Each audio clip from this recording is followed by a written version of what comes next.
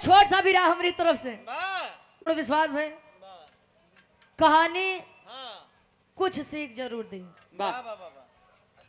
कहा थे हर जातीय में दो चार उत्पाती रहते हैं, हर जाति में, चाहे जोन जाति हो, सब जात और सीध नहीं हो तो सब जात टेढ़ नहीं हो। पहले के पुरनिया काका दादा रे कहाँ है? कहाँ है? अहिर गडेरिया पासी। वाह ये तीनों सत्यानाशी। अच्छा अच्छा काहे बोले कहाँ है? पहले बात समझिए। अहिर बिरादरी के लोग के पशुपालन जनबे करत था, गाय भैंस। बगली वाले अगर कुछ बोई दे भैया अगर पड़ी जाए गाय भैंस तो कुल चर के वही डंठा छोड़ी।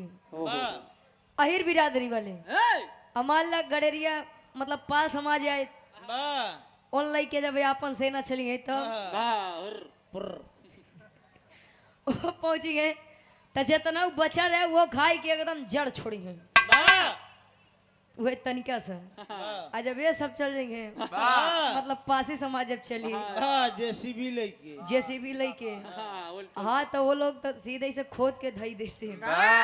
ये बड़े पहले के पुरनिया काका दादा कहाँ की हेर गडेरिया पासे ये तीनों सत्यानाशी जी है।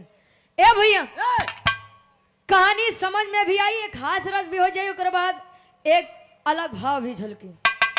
आवा गुरुजी तनी भाव बने के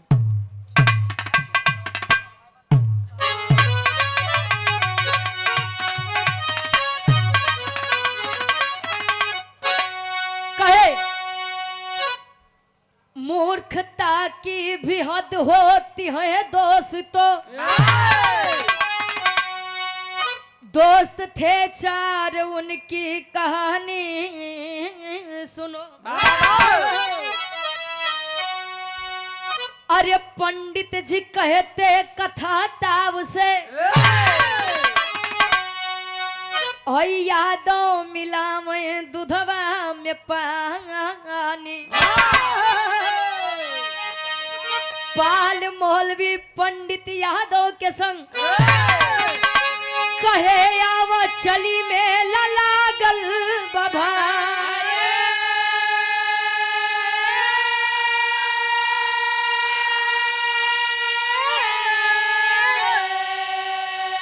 अरे अपने में खूब चारों चालाक थे,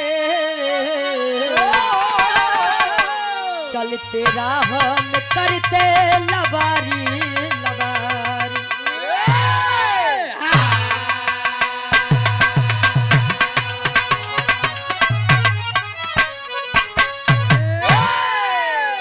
कहे मूर्खता की भी हद होती है दोस्तों, दोस्त थे चार उनकी कहानी सुनो।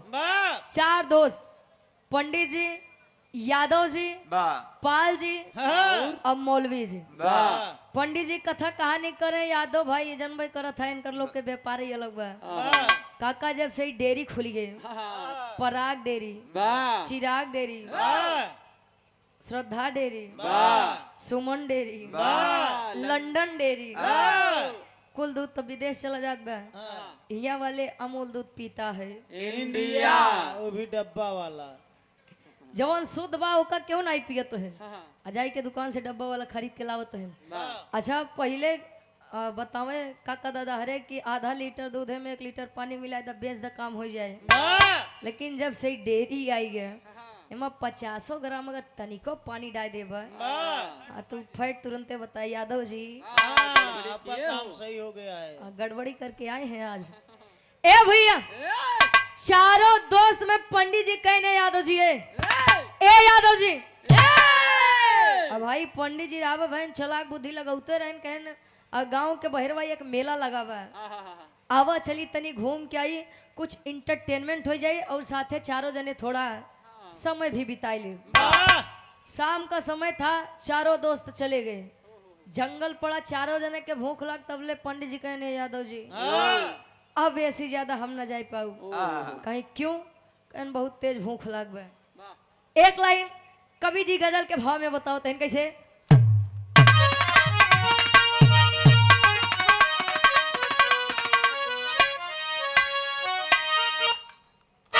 वाह।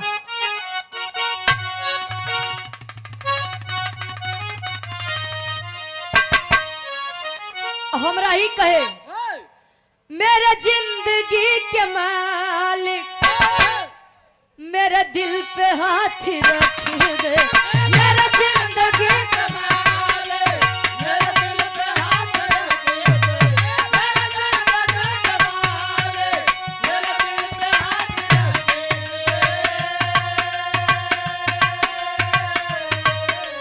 मेरे जिंदगी के मालिक मेरे दिल पे हाथ रख दे, मेरे जिंदगी के मालिक मेरे दिल पे हाथ रख दे, तेरे आने की खुशी में, तेरे आने की खुशी में मेरा दम निकल न जाए, तेरे आने की खुशी में मेरा दम निकल न जाए, तेरे आने की खुशी में मेरा दम, मेरे जिंदगी के मालिक मेरे दिल पे हाथ रख दे, मेरे जिंदगी के मालिक मेरे दिल पे हाथ रख दे, तेरे आने की खुशी में, तेरे आने की खुशी में मेरा दम निकल न जाए, तेरे आने की खुशी में मेरा दम निकल न जाए, तेरे आने की खुशी में मेरा दम निकल न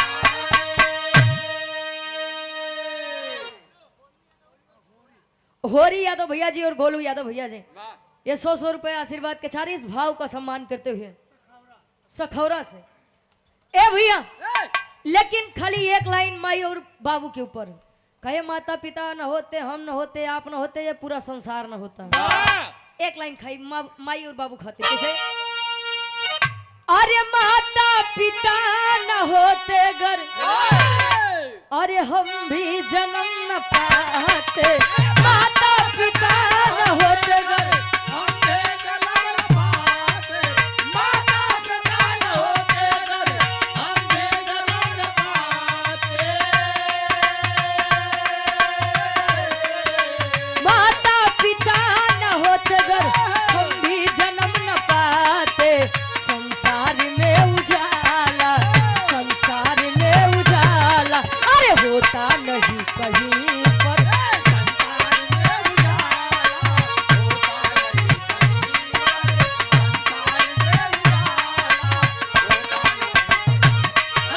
माता पिता न होते घर हम भी जन्म न पाते, माता पिता न होते घर हम भी जन्म न पाते, संसार में उजाला, संसार में उजाला अरे होता नहीं कहीं पर, संसार में उजाला होता नहीं कहीं पर, संसार में उजाला होता नहीं कहीं पर।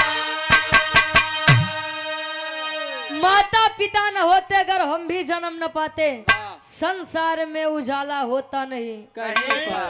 धन है बाबू जी जो इतना लंबा परिवार इतनी बड़ी बगिया लगा के गए हैं, और धन्यवाद करती हूँ मैं परिवार के लोगों का जो इस बगिया को सजो कर रखे हैं। ए भैया हमारे कहानी के शुरुआत कवि जी हरे से लिखते हैं, पंडित जी के जब भूख लगी तब विचार करते हैं यादव जी आप जाकर कहीं से दूध की व्यवस्था करिए, पाल जी मौलवी जी का कहें तू लोग चाउर के चावल के और लकड़ी के व्यवस्था किया, अब बिना खाए पिए हम आगे नहीं बढ़ब। कैसे? अब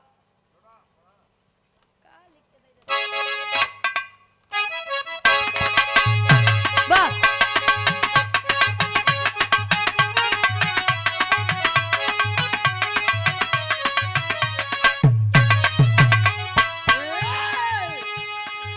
चला कि पंडित जी, चला कि पंडित जी तब तीनों से दिखाने लगे, बड़े जाति की होकर खाना खुद बनाने लगे,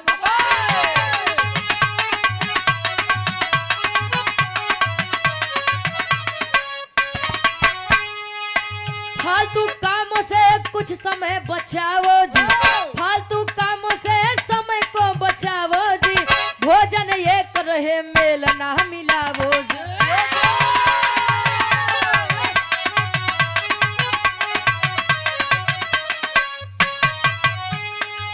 करके विचार खीर पंडित जी बनाते हैं, करके विचार खीर पंडित जी बनाते हैं, धुल कर हाथ पैर साफ बैठ जाते हैं।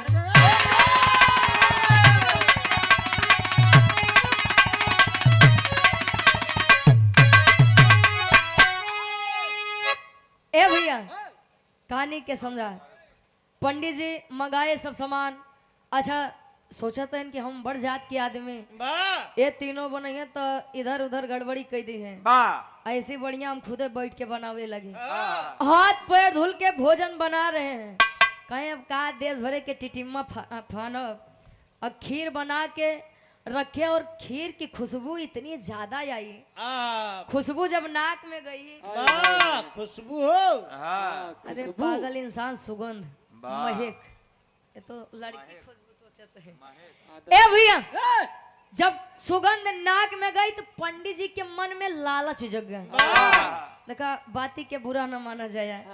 और ये कहानी एक हास्य रस है और एक अलग ही छाप है, और इंटरटेनमेंट खातिर कवि जी भी रहा लिखे हैं, अपने अपने ऊपर न ले जाए भैया। ए भैया पंडित जी विचार करते हैं यार, एक तो इतनी बढ़िया खीर बनी बा, आइए मैं तीनों बटन सारे कुल बांटे पड़ी।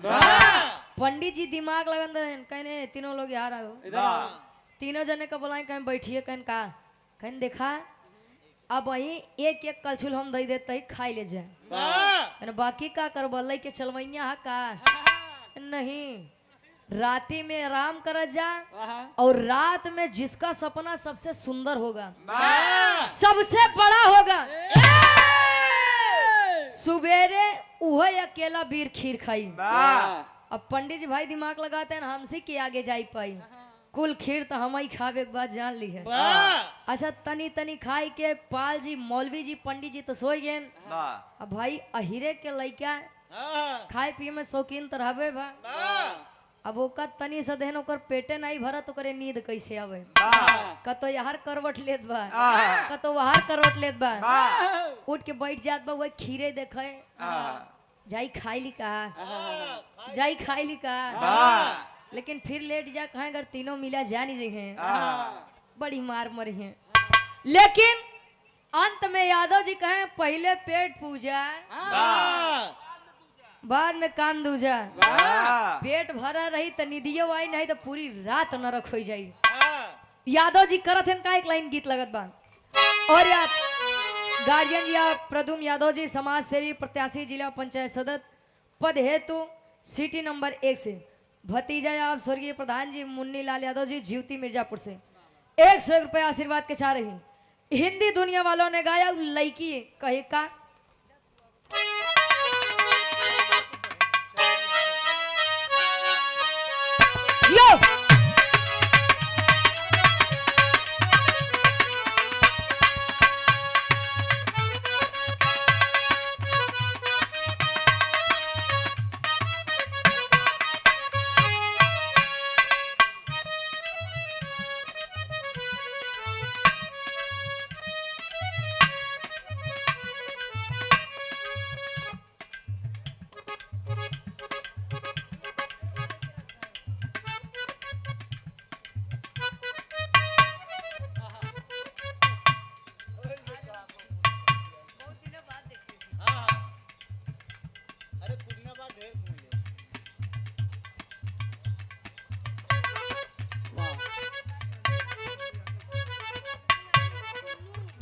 और आप गार्जियन जी हृदय के गार्जियन जी, आप हमारे गार्जियन जी चुन्नू गार्जियन जी के आप पूजनीय बहन हैं और धर्म के हमारी बुआ जी, क्या बात है। ये सुंदर गमछा 501 रुपए और बड़ा बढ़िया तोहफा, ये आज के समय में बहुत कम है लोग देते हैं,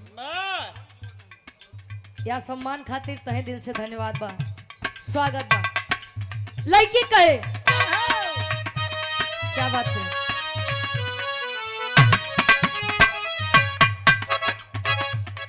हो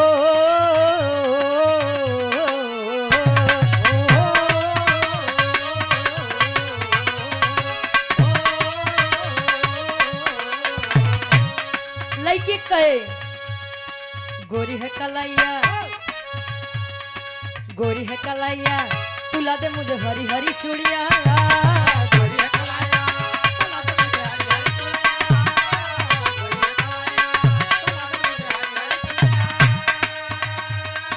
गोरी है कलाइया तुला दे मुझे हरी हरी चूड़िया अपना बना ले मुझे बाल माँ गोरी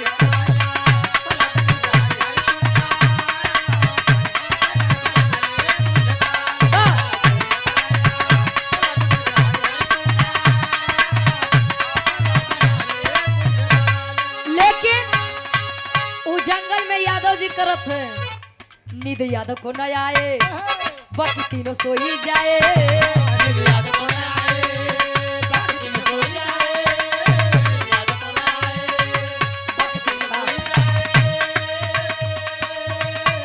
नींद यादव को न आए बाकी तीनों सोई जाए खिरिया खाई गई ले आधी रात के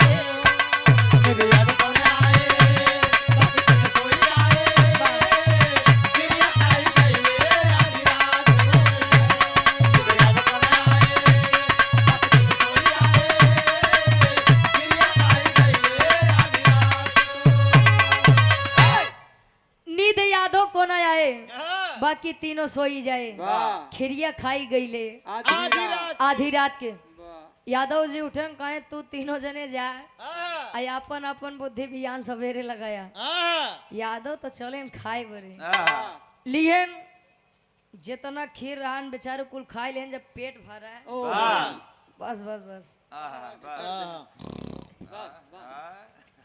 अब तो नींद आई गए लेट गए अच्छा सुबह हुई पंडित जी कहने ए मौलवी जी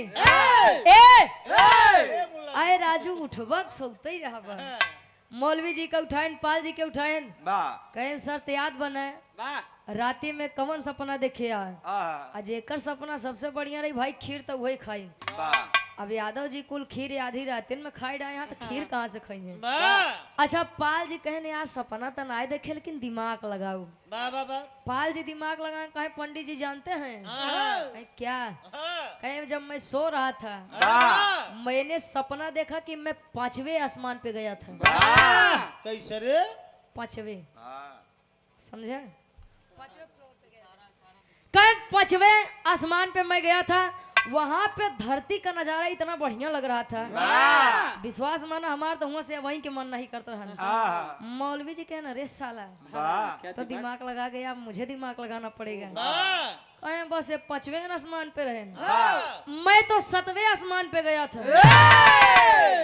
7वें आसमान में नहीं तो फिर पूछो कहे वहां पे अप्सराएं इतनी सुंदर थी इतनी खूबसूरत थी बहुत गजब गजब काली काली काली काली करिए तो नहीं था ए भैया कहे समझ लीजिए वहां का नजारा इतना बढ़िया लग रहा था कि अब मैं क्या ही बताऊं पंडित जी मेरा मन गदगद हो गया पंडित जी कहे ने 5वें आसमान पे 7वें आसमान पे पंडित ससुर इतना कच्चा खिलाड़ी नहीं कहे तू लोग हरे रे कहे हाँ कहे अरे यार मैं तो सो रहा था तब खोल के केवाड़ सो रहा था कहे मैं सो रहा था और सोते ही सोवत में सपना देखे कि हम क्षीर सागर गए देखा पंडित जी के दिमाग कहे मैं क्षीर सागर गया था कहे क्षीर सागर का करे रहा तू क्षीर सागर गए रहा तो लक्ष्मी जी और विष्णु जी कहा रहे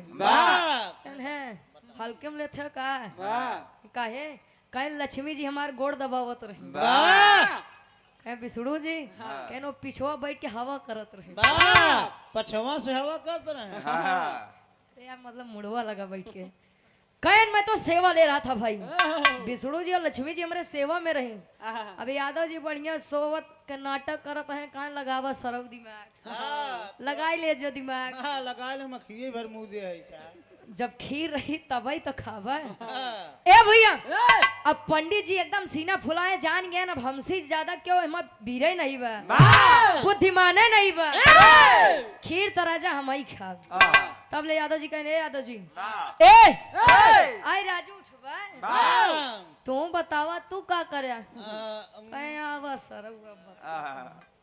यादव जी उठ के बैठे कहे पंडित जी का बात बा कस बड़ा मिमिया कहे का बात बा एन हम सोवत रहे उस सोते में हमरे साथे कांड हो गया। कांड हो गया। घटना घटी। कहे कवन कांड? कहे तू लोग वो 5वें आसमान पे वो 7वें आसमान पे भाई तू क्षीर सागर हमरे साथे बहुत गड़बड़ हो गया। का गड़बड़ भा बताऊ बा? तब यादव जी बताते ना लाइन गीत लगत बा। वाह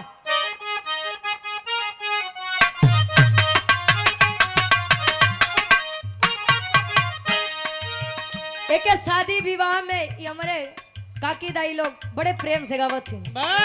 अच्छा गाड़ी दुइये चीज के निक लागत थे। कहाँ हो? एक ससुरारी और दूसरा सरकारी। मतलब ये दोनों जगह गाड़ी खाई के आ जाएंगे बताओ न करिए केहू के। गाँव में कैसे खतिया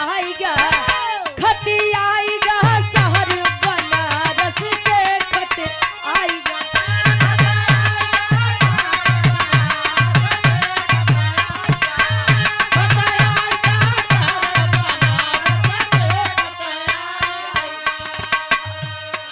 एक तरीके से बदल रहा है। सुई डोली गई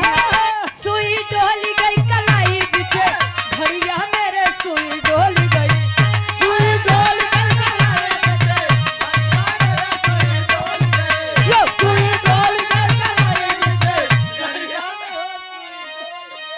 ए सुधर जिया उल्टा न सुना महाराज।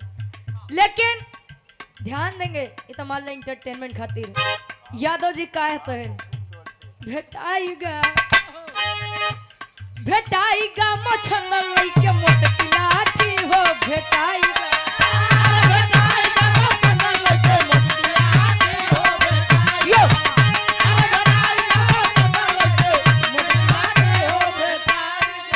कहे पंडित भाई हम सोवत रहे सपना देखे कि करिया करिया पहलवान बढ़िया मोछा पे ताव दी है लाठी मोटकई ले एकदम हमारे अखिया लगा खड़ा है। अखिया लगा एकदम सामने खड़ा बा कायम देखते मान डराई है कहीं तब वो हमारे साथे बड़ा गलत कही दे। का गलत करे जियो रतिया में हमके उदेह से डेरावा।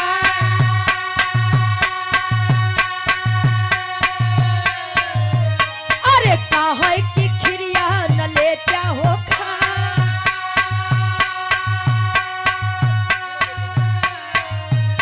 अरे रतिया में हमके उदेह से डेरावा काहे की खिरिया न लेत्या हो खा हो भेटाईगा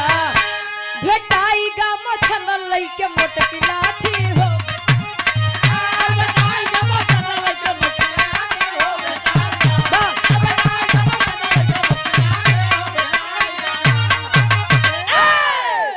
कहे रात्रि में मैं सो रहा था मेरे सामने आया और लाठी एकदम हमरे मुहे लगे दतई कि हमसे एक बात कहे का कहन की जवान उ खीर रखी बा ओ का उठ चल खाए चल खाए तब कहे ना जब हमका डरवावत रहन तो हम का करी बतावा। कहे मतलब कहे ना वो जान ले एकदम सटाइन रहन। बोल साले खाएगा कि नहीं खाएगा कि नहीं। कहे नो कि हम बार बार कही हमारे 3 ठे दोस्तों बाटे और उन्हें अगर जान जाएंगे तो सुबह बड़ी मार मरेंगे हम खाई न पाऊ। लेकिन अब हमार जान ले पुतारी हो रहन कहीं तब कहे ना जिगरा हमारे एकदम गाढ़े में पड़ गया। हम उठे अच्छा हम उठे तो एकदम पीछे कहीं चल आगे आगे तय चल पीछे पीछे हम चलत है। आगे आगे हम गए पीछे पीछे वो कहीं तब कहे हम वो बढ़िया से खीर निकाले और डेर के मारा कोल खाई गए। अब इतने में पंडित जी लागेन खिसिया कहीं सरऊ नहीं कहीं जब तो का डरवावत रहा तो हमें लोग का बुलाए नहीं गिरे का हम लोग मर गिरे का बुलाई नहीं पाया। अरे कैसे बुलाई कहीं कहीं कोनो दिक्कत बगलिए तो रहे कहीं कहाँ बगलिए रहे। अब देखा यादव जी दिमाग लगाते हैं तेरी के भाव में कभी जी दिखाते हैं कैसे।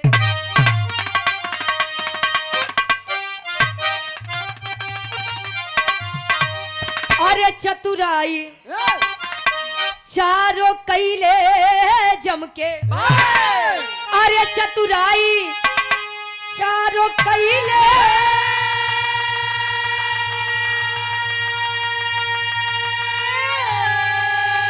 अरे चतुराई चारों कैले जम के तो चली ना अहिर के आगे पंडित के पंडिताई अरे पंडिताई अरे पंडिताई। अब देखा ऐसा नहीं बाटे केवल अहिरे दिमाग लगाई पंडितो जी दिमाग लगाए पालो जी और मौलवियो जी। अब अच्छा पंडित जी तो मार अब उनके गुस्सा चढ़ी वो खुदे जाल बिछाए हैं और वही में खुदे फंस गए। तब ले पाल जी मौलवी जी आए कहन अच्छा यादव भाई सही सही बतावा काहे हमका लोग का नहीं बुलाया आए तो हमार राजू मित्र रहा है तो कैसे के थोड़ी क्यों मार के चला जाता। तब यादव जी कहा तहन खाटी इलाहाबादी तर्ज लागत बा बिरहा के आखिरी गीत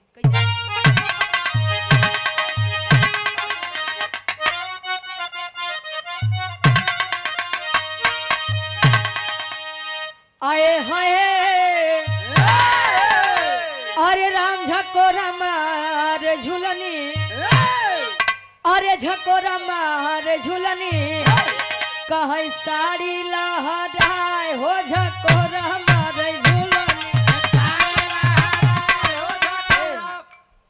और ये हैदर अली गुरुजी एक कैसे निकाले रहे रतौं दिया जीजा जीजा बेचारा ये ससुरारी ओकरे साथे धोखा हो गया काहे अरे घुसुरी गवा बरधा गा सार बरधा अरे घुसुरी गवा बरधा काहे सरी यही मझारी घुसुरी गवा बरधा अरे गजब किहू बहिनी काहे चीन्यू ना भतार हो गजब किहू बहिनी चीन्यू ना भतार हो गजब। एक लाइन हमार एकदम मन पसंदीदार गीत बा अरे घुमा के गोरी मरलू दादा राम कैलाश यादव जी एक बात कहा तो है कहे तेरी मेरी आंख लड़ी लोगों ने बदनाम किया कहे दुनिया के बक्का ही दिया हम तू अपन काम किया केहू केहू कहे ला उमरिया के दोस्त बा कही के गए सूरदासी सब नजरिए के दोस्त बा कहे अरे घुमा के गोरी मरलू नयना वही से बाहर हो घुमा के गोरी मरलू दुल्ही बेचारी बतावे अरे हमार मुड़ी कटली अरे हमार मुड़ी कटली तब मोर बूढ़ा माई हमार मुड़ी कटली मोर बूढ़ा माई। लेकिन यादव जी दिमाग लगाते हैं कहे अरे बोलाई कैसे पंडित जी ए पंडित जी अरे बोलाई कैसे पंडित जी तू रहा क्षीर सागर बोलाई कैसे पंडित जी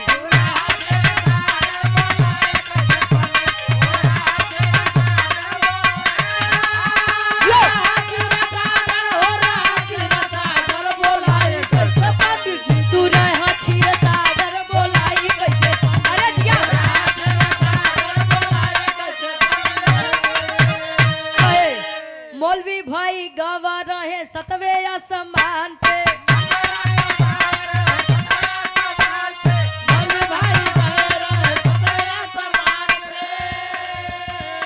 पाले न आए पानी फिर गया रमान पे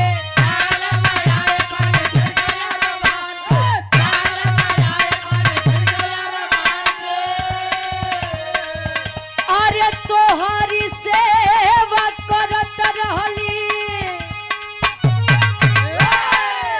अरे तोहर सेवा करत रहली लक्ष्मी नटनागर बोलाई कैसे पंडित जी तू रहा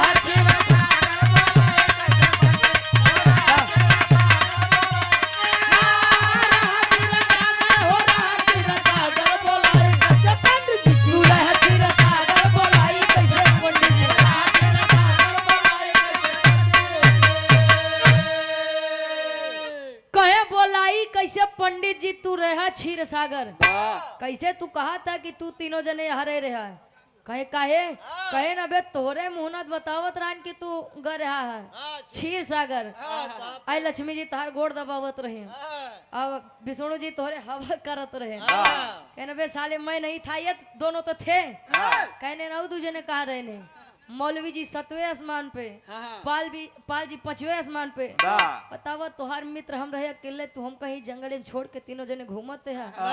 अब ओकरे डेर से हम भाई कुल गए खीर खाए। हाँ। अब तो का लोग का जवन सजा देख होई तवन तू दई सकत है। पंडित जी कहन खुदे जाल बिछाए, साला खुदे फंस गए। वाह अबे का कहीं हम का। तब पंडित जी कहें बेटा देख, अब खाली पेटे मेला ना दिखाई। कहे तब आल्हा के भाव में कवि जी प्रमाण देते हैं।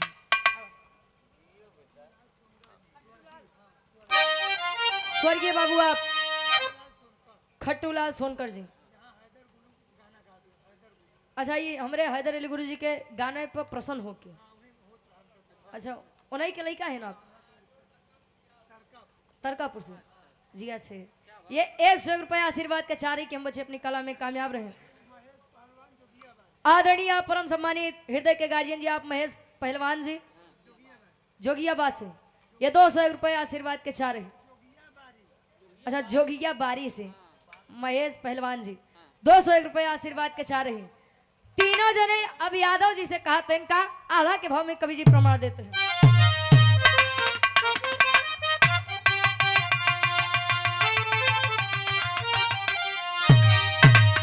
हाय हो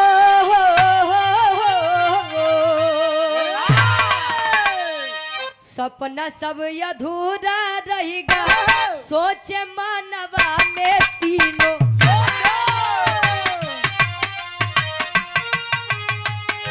खाएगा अकेला अहिर पूरा जीवन।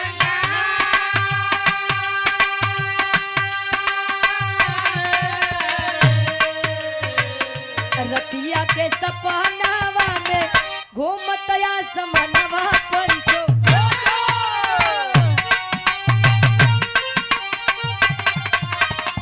खत्म होइगा खाना सब भइल नवा।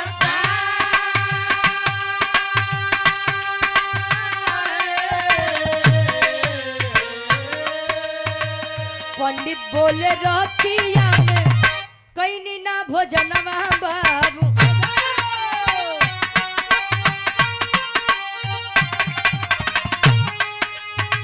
सोची सोची रहे मनवा में पछता।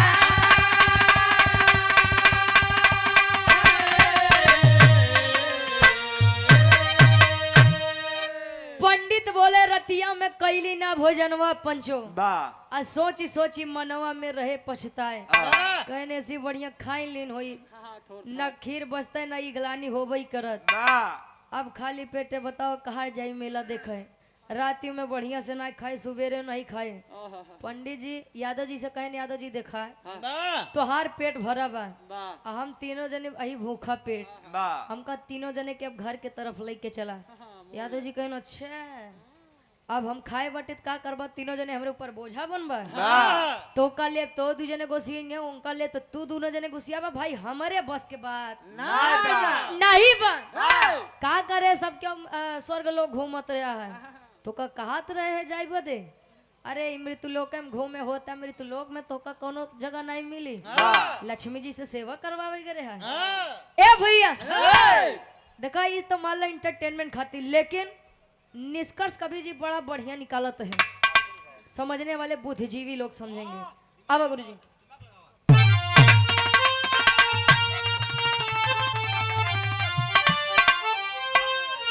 अरे अनुमान से बड़ा अनुभव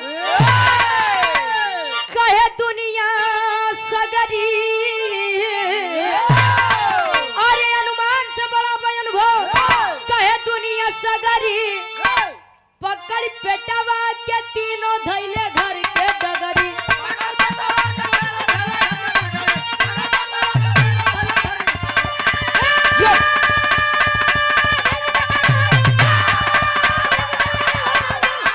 क्या बात है?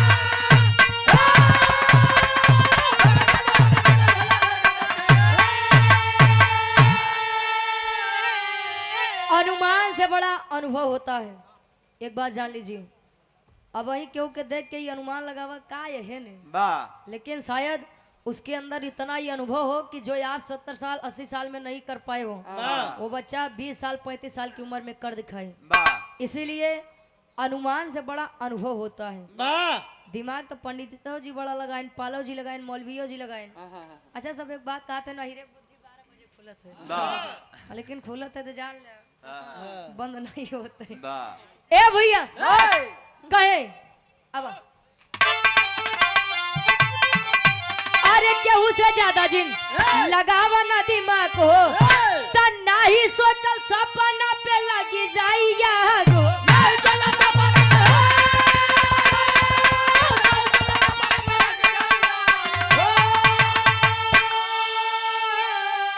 अरे घूम के चारों लौटे अपने घर के डगरी, अरे घूम के चारों लौटे अपने घर के नगरी, पकड़ पेटवा के धैले तीनों घर के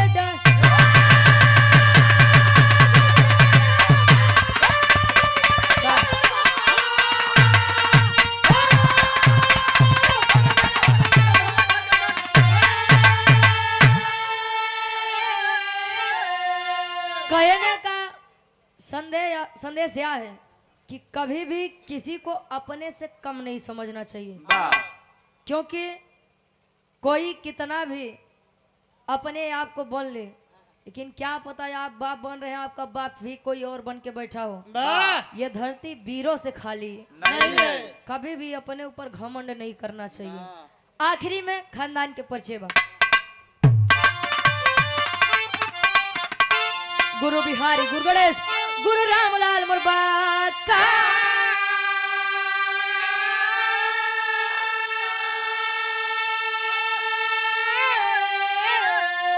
अरे कभी जनिका बच्चन के लहर विजय पताका,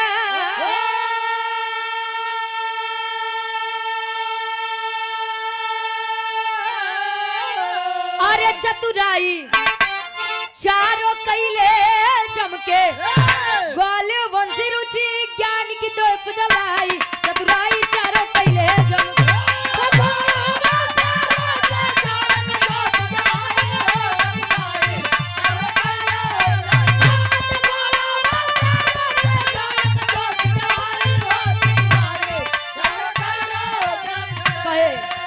देख तेरे संसार की हालत, देख तेरे संसार की हालत, क्या हो गई भगवान, कितना बदल गया इंसान, कितना बदल गया इंसान।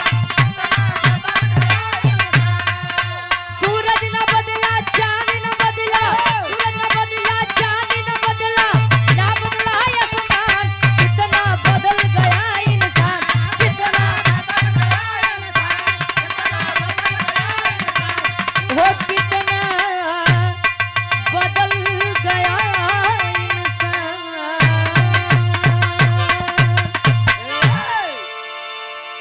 गावे बजावे कहा सुनो में कोने भी गलती कसूर हो, आप लोग अपन लड़कियां बच्चा समझ के माफ किया।